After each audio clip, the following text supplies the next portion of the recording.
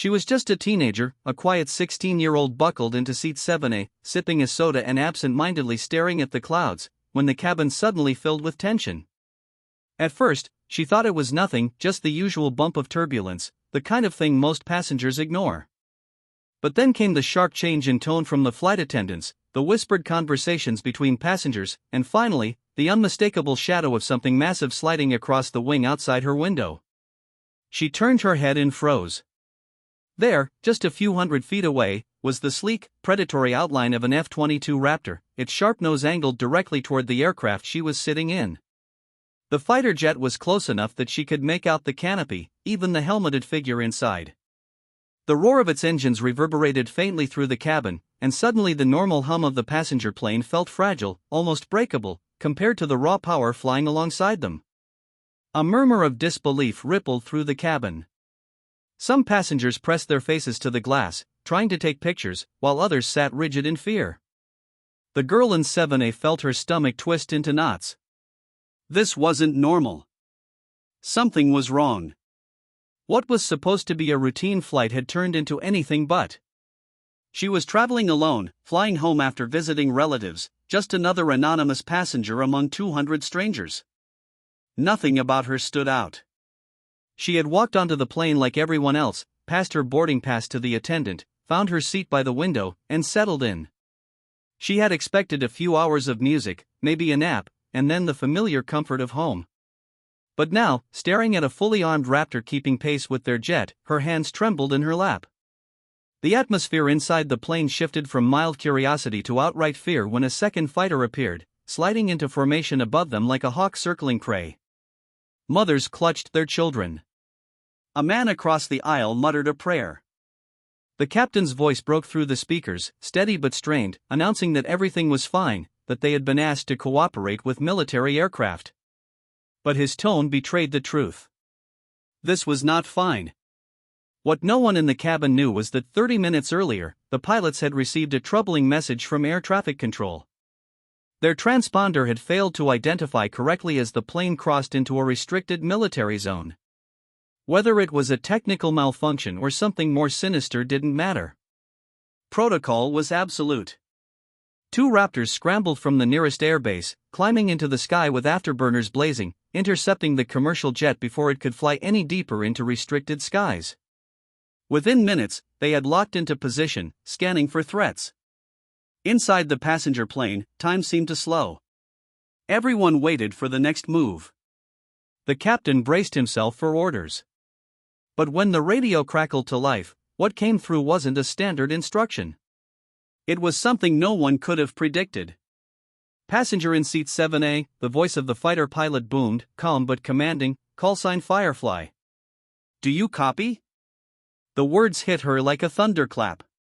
Her heart stopped. Firefly. She hadn't heard that name in years.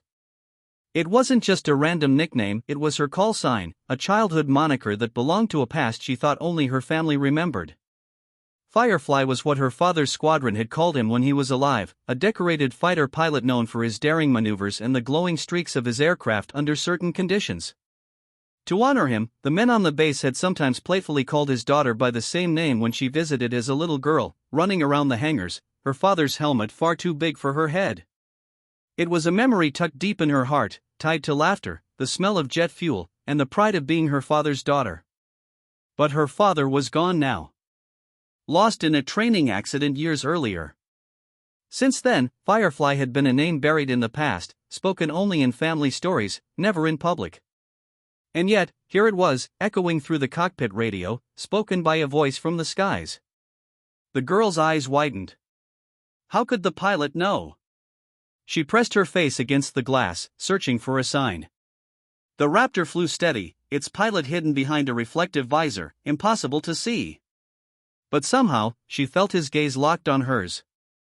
The passengers around her had no idea what was happening, they only saw a teenager trembling in her seat, eyes wide, lips parted in shock. To them, she was just a frightened kid reacting to the terrifying sight of fighter jets. But inside her, an old wound cracked open. The truth was simple but powerful. The Air Force had recognized her name on the passenger manifest. Her father's squadron had not forgotten him, nor his daughter. And in this moment of tension, when their Raptors closed in on a civilian aircraft, they chose to reach out not just to secure the skies, but to remind her that her father's legacy was alive. It wasn't just a show of force. It was a message. Minutes crawled by.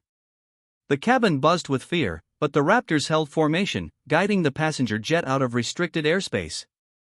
Finally, a new message came through the radio. The situation had been resolved. It was a false alarm. No threat detected. The tension broke like a wave. Passengers exhaled in relief, some even cheering. But the girl in seat 7A remained silent, her gaze still fixed on the fighter jet. As the Raptors prepared to peel away, one of them dipped its wings in salute, a gesture so subtle that few noticed. But she did. She pressed her hand against the window, tears welling in her eyes, and whispered, "Firefly." The F-22s roared away into the clouds, disappearing as quickly as they had arrived. The passenger jet continued on its path, the hum of the engines returning to their ordinary rhythm. Around her, the cabin slowly came back to life, laughter, chatter, the relief of survival. But for her, something deeper lingered. She was no longer just a kid in seat 7A. For one fleeting, impossible moment, she had felt her father's presence again. Not in memory, not in photographs, but in the skies themselves. The call sign that once belonged to him, spoken now to her, was proof that even in the vast and lonely heavens, the bonds of family, service, and sacrifice are never broken. She leaned back, closed her eyes, and smiled through her tears, knowing that her father's wings still guarded her, and always would.